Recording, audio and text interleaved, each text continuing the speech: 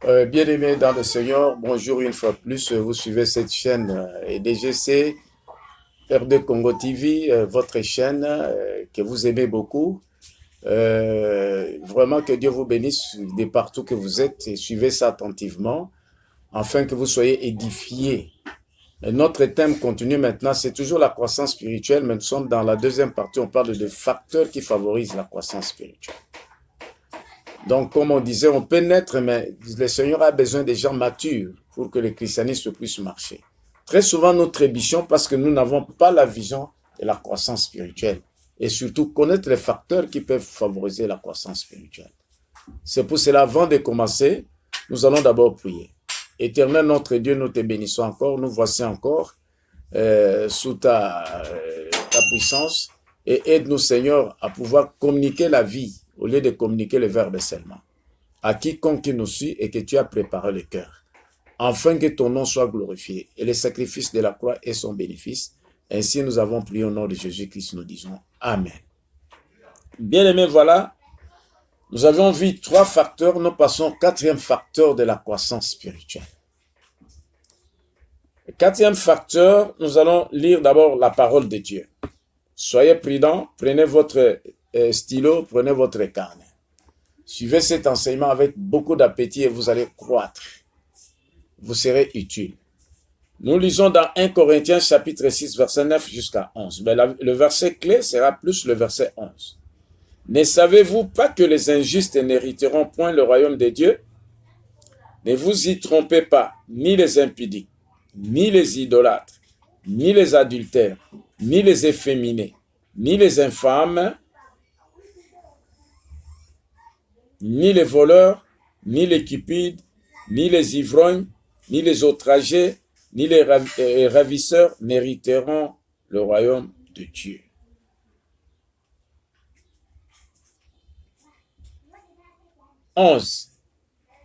Et c'est là ce que vous étiez, quelques-uns de vous, mais vous avez été lavés, mais vous avez été sanctifiés, mais vous avez été justifiés au nom du Seigneur Jésus-Christ et par l'Esprit de notre Dieu. Amen. Bien-aimés, vous savez, même le Seigneur Jésus-Christ l'avait dit. Il avait dit dans Marc chapitre 7 que ce qui souille l'homme, c'est ce qui vient du cœur. L'impudicité, le vol, cupidité, ça souille l'homme. Ça forme des obstacles au niveau de l'âme. Mais quand nous écoutons la parole de Dieu et que la parole de Dieu vient, ça doit passer par là. Et là, ce sont des obstacles. Mais qu'est-ce qui favorise? Le 4e, notre problème, c'est le facteur qui favorise. Le seul facteur qui favorise la croissance aussi, c'est l'entretien de votre esprit et de votre âme. De la même façon que vous entretenez votre corps, il faut entretenir votre esprit et votre âme. Il faut entretenir votre esprit et votre âme. Quand nous lisons les versets, nous venons de lire le verset 11 dit, c'est que vous étiez, vous avez été lavés, sanctifiés, au nom de Jésus-Christ par le Saint. On a été lavé par quoi? Par la parole de Dieu. Donc, il est très important de prendre conscience que vous devez entretenir votre esprit et âme par la parole de Dieu, par la méditation de la parole de Dieu. Quand vous méditez la parole de Dieu, il y a la gestion, la digestion de cette parole. Et le Saint-Esprit utilise la parole pour laver, pour justifier, pour faire en sorte que votre cœur devienne pur. Et la parole de Dieu passe facilement dans l'esprit. Et quand ça passe dans l'esprit, le Saint-Esprit l'utilise. Ce qui est très important. C'est-à-dire qu'il faut très très bien prendre conscience chaque jour. De la même façon qu'on lave le corps, qu'on se lave, qu'on prend soin de la maison, il faut prendre soin aussi de votre esprit. Parce qu'en réalité, vous êtes esprit. Très souvent, nous manquons cette discipline-là.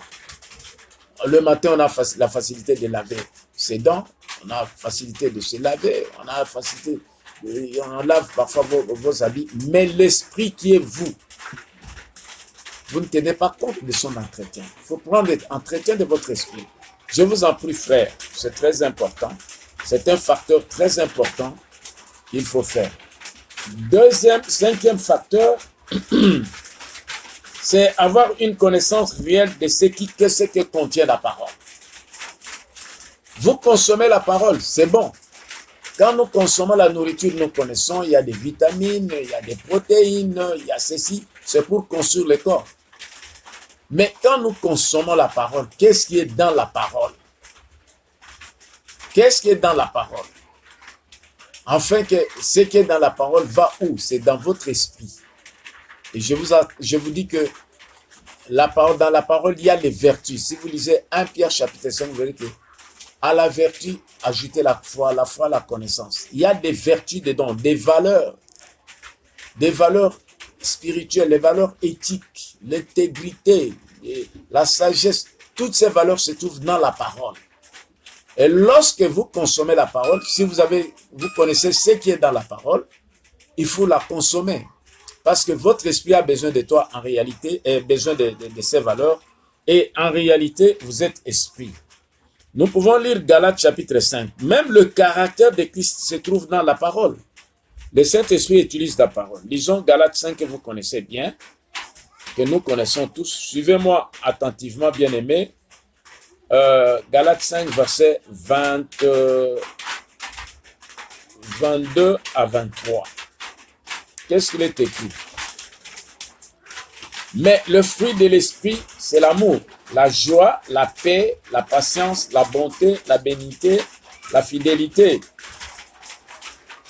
la douceur, la tempérance. La loi n'est pas contre ces choses. Bien-aimés, vous savez que tout le monde qui consomme la parole de Dieu, ces vertus-là, ces valeurs, ces caractères de Christ se trouvent dans la parole. C'est-à-dire dans la parole. Comme la Bible dit, Jean chapitre 1, 14, que la parole s'est fait chair. C'est-à-dire la parole qui s'est fait chair, c'est Christ. Donc les caractères de Jésus-Christ, ces valeurs se trouvent dans la parole. Donc celui qui consomme la parole, celui qui sait que dans la parole, il y a ces vertus-là, ces valeurs-là, tant éthiques, morales ou spirituelles, je crois qu'il doit les consommer parce que l'esprit a besoin de ça. Et c'est ça qui va faire que dans la société, que nous ayons une très bonne société. Donc c'est très important, bien-aimé, de connaître ça. C'est le cinquième facteur pour que tu te développes facilement. La connaissance. La connaissance. C'est quand un enfant souffre de beriberi, de kwashiorkor, on sait qu'est-ce qu'il trouve dans le riz, et plutôt, excusez-moi, dans le haricot, qu'est-ce qui se trouve dans les soja. C'est pour cela un bon chrétien doit connaître ça. Si vous ne connaissez pas aujourd'hui, connaissez ça. On dit le fruit de l'esprit. C'est ce que l'esprit produit quand on a consommé la parole. Quand on a consommé la parole, le Saint-Esprit transforme ça en caractère de Jésus-Christ. Ce n'est pas pour rien que Christ avait dit dans Jean 6, 66 que cette parole, c'est l'esprit qui vivifie, c'est l'esprit qui donne la vie. La chair ne sert à rien. Et la parole que je vous ai annoncée est esprit et vie. C'est très très important de bien lire la parole et savoir qu'est-ce que vous allez consommer dedans. Sixième facteur, c'est la consécration. Là, nous allons lire dans Romains chapitre 12, versets 1 à 2. 12, versets 1 à 2. Lisons la parole de Dieu. Je vous exhorte donc, frères, par les compassions de Dieu, à offrir vos corps comme un sacrifice vivant, saint et agréable à Dieu, ce qui sera de votre part un culte raisonnable. Bien-aimé, j'aimerais mieux même m'arrêter au verset 1. Il dit, là on parle de la consécration. Qu'est-ce que la parole de Dieu nous dit? D'offrir vos corps comme un sacrifice vivant. C'est donner, c'est consacrer à Christ. C'est consacrer à Christ.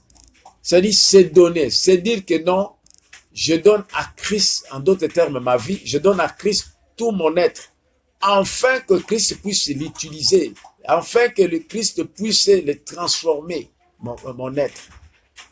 Il n'a qu'à mettre il ôte ce qui est mauvais, il met des bonnes choses dedans. qui vient de lui, parce que lui est la source de la vie.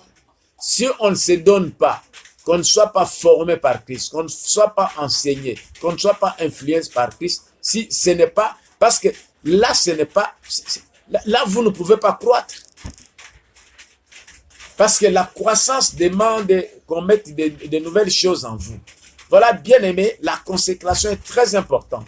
Quand on devient chrétien, c'est-à-dire on dit l'ancienne vie, elle est mauvaise. On a maintenant besoin de la nouvelle vie. Mais il faut se donner, il faut se laisser enseigner, il faut se laisser entraîner, il faut se laisser corriger, il faut se laisser encourager par Christ. C'est ça la consécration. C'est ce que l'Éternel Dieu veut. Et c'est plus que vos chants, plus que vos prophéties. La consécration est un culte raisonnable. Afin que tu sois comme Christ. Afin que tu sois comme Christ. Donc c'est un grand facteur dans notre vie. C'est d'être à la disposition de Christ chaque jour pour être enseigné, transformé. Et Christ est dans la joie. Et avoir cette vision-là de Luc chapitre, nous allons lire Luc chapitre 6, verset 40. C'est une vision très importante qui va de soi avec la consécration. Dans le verset 40, qu'est-ce qui est écrit là-bas? Nous allons lire. C'est le Seigneur qui dit, c'est quoi? Le disciple n'est pas plus grand que le maître, mais tout disciple accompli sera comme son maître. Tout disciple accompli. Le maître, c'est Jésus-Christ. Avoir le caractère de Jésus-Christ, avoir le sentiment de Jésus-Christ, avoir la puissance de Jésus-Christ. Qu'est-ce qu'il faut? Il faut être disponible pour que Jésus-Christ fasse un travail pour toi. Quand il dit, mais voici. Vous savez, parfois, Christ se regrette beaucoup. Nous prenons 46 par exemple. Il y en a beaucoup qui l'appellent maître 46. C'est le regret. Manque de consécration. Écoutez ce que dit le Seigneur Jésus-Christ. Bien-aimé, sors de ça. Tu risques d'être un religieux. Qu'est-ce qu'il est écrit dans la parole de Dieu? Vraiment, c'est très important. Soyons des chrétiens réfléchis. Chaque jour, la consécration. C'est très, très, très important. Vous devez vous consacrer. On doit se donner, bien-aimé. Pourquoi m'appelez-vous Seigneur, Seigneur? Et ne faites pas ce que je vous dis. Ah, dans la consécration, vous êtes enseigné, on vous donne les vérités bibliques, une partie. Et le Christ vous entraîne, il vous influence. Mais la dernière, c'est la formation, c'est que Christ vous donne la tâche. Vous-même, vous commencez à mettre la parole de Dieu en pratique. Bien aimé, la consécration, c'est le niveau le plus haut de quelqu'un qui veut devenir vraiment disciple de Christ comme Christ, le successeur de Jésus-Christ. Voilà, bien aimé, les trois facteurs que nous venons d'ajouter. Je crois que lisez ça, ce que je viens de dire, répétez, voyez ça, bien aimé, vous allez croître. Nous sommes à la fin de notre émission. Je crois qu'avec l'aide du Seigneur, que vous voulez croître, nous avons besoin de chrétiens adultes et on peut facilement booster ce qu'on appelle la vie chrétienne parce que le christianisme, on est en train de combattre ça. Il n'y a que toi qui es là, ce que Dieu a choisi pour croître. Dieu a besoin de fils pour que tu sois appelé fils de Dieu. Et ainsi, Dieu va te donner la tâche lorsque tu atteins la maturité, le ministère. Beaucoup de gens entrent dans les ministères sans tenir compte de facteurs de croissance, sans tenir compte de la maturité. C'est pour cela qu'il y a trop de bébés. Mais toi qui me suis, partout tu es, tu as besoin de la croissance. Et tu as besoin de mettre les facteurs. Il y a ta responsabilité de lire la parole de Dieu. Il y a ta responsabilité d'imiter Jésus-Christ. Et tu as aussi les aînés dans la foi. Bien aimé, les aînés dans la foi sont très importants. Ce sont des gens qui ont atteint une certaine maturité. On atteint une maturité, il faut toujours être avec eux, attaché à eux, pour apprendre cette vie, pour apprendre, poser des questions. À la fin de cette émission, là vous avez des problèmes. Si vous avez besoin de prière, nous allons prier pour vous. Si vous avez besoin de conseils, nous les ferons aussi parce que nous avons été appelés pour ça. Ce n'est pas pour rien, il est écrit dans 1 Thessaloniciens 2:4 que le Seigneur a jugé digne de nous confier l'évangile. C'est la bonne nouvelle que je t'ai apportée, les facteurs qui favorisent la croissance. Voici, au nom de Jésus-Christ, nous avons terminé. Notre numéro est en bas. 081 083 20 97. Likez, partagez et abonnez-vous. Ainsi, nous avons prié au nom de Jésus-Christ. Amen.